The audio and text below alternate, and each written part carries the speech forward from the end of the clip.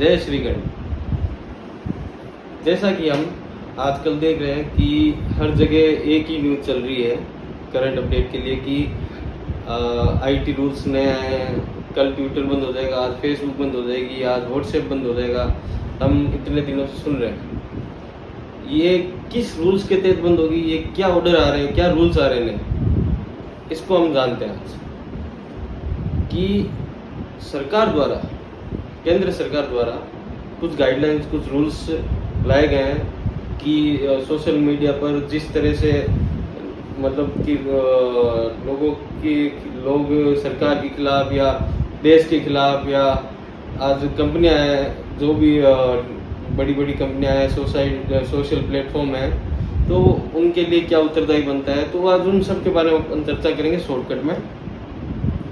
तो नए रूल्स क्या है और क्या नहीं है, वो सब पे अपन चर्चा करेंगे। एक एक्ट है, एक सेक्शन है 79 सेक्शन आईटी एक्ट का।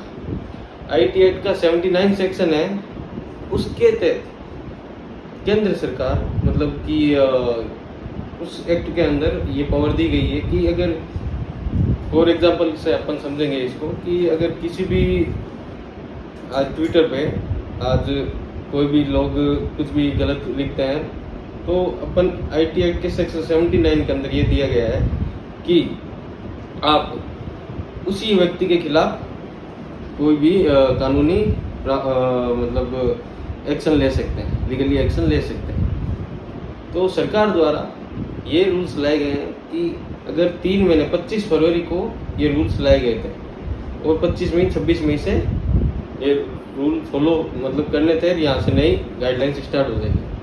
अगर जिस कंपनी ने जिस सोशल प्लेटफॉर्म ने इसको एक्सेप्ट कर लिया और उस अकॉर्डिंग चल लिया, तो ये कंपनी बैन नहीं होगी। अभी तक भारत में एक कंपनी नाम की, ऐप नाम की एक ऐप है KWO, उसने ही फॉलो किया अभी तक। अब धीरे धीरे कर रहे हैं सब।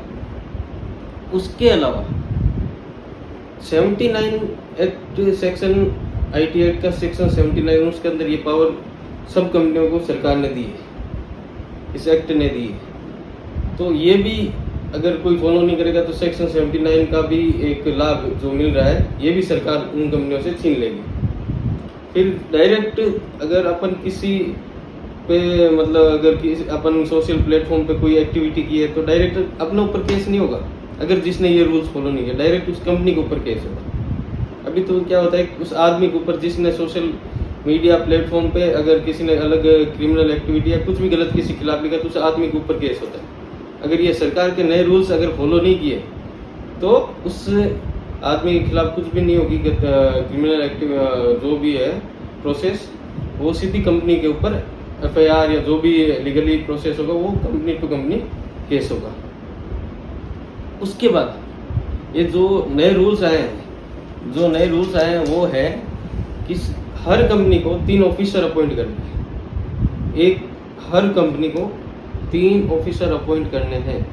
नंबर वन है रेजिडेंट ग्रीवेंस ऑफिसर।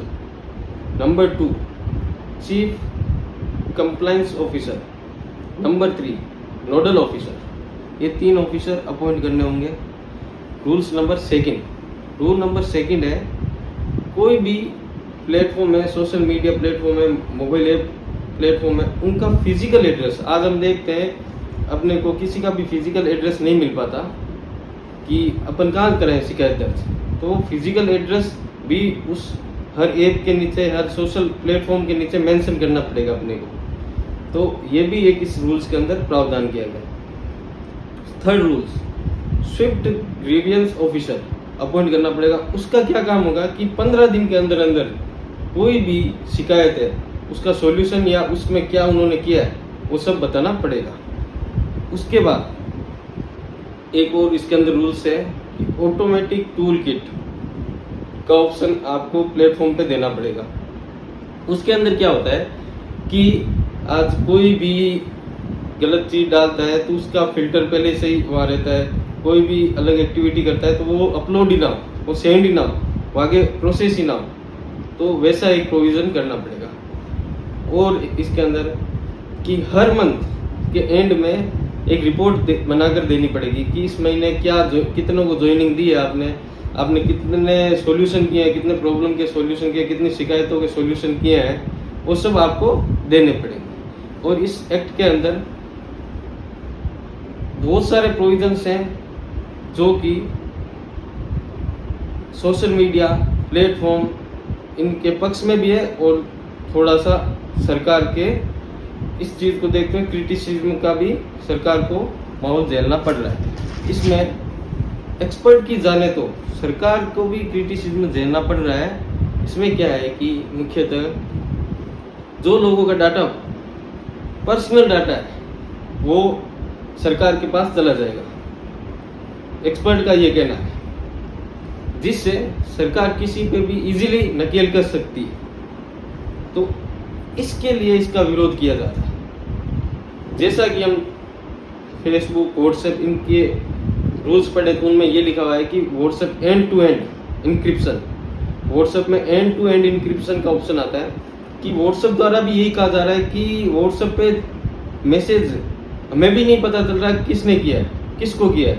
ये एंड टू एंड मतलब पर्सन टू पर्सन उसका डाटा रहता है, उसका डाटा पब्लिकली नहीं, हमें भी नहीं पता चलता, व्हाट्सएप द्वारा ये कहा जाता है। तो सरकार का मेन रीजन यही है कि कोई भी डिटेल मांगे किसी भी अपने social media platform like as Twitter, Facebook, WhatsApp, तो उनको डिटेल देनी पड़ेगी।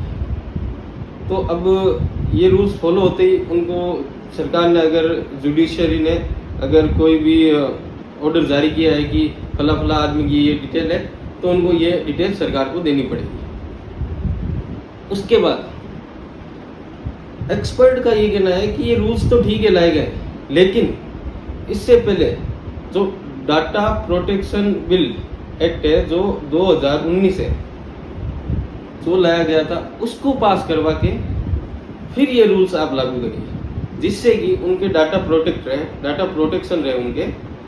तो यहाँ सरकार ये कह रही है कि अगर जुडिशरी ने कोई ऑर्डर किया, कोर्ट ने कोई ऑर्डर किया है कि फला फला आदमी की ये डिटेल है जो आप सरकार को दीजिए या जो आप फला फला आदमी को दीजिए, तो वो डिटेल है जो सार्वजनिक करनी पड़ेगी, सरकार को देनी पड़ेगी। इसलिए social media platform, social media जैसे ट्विटर, फेसबुक, इंस्टाग्राम तो इस रूल्स को फॉलो करने में थोड़ा आनाकानी कर रही है।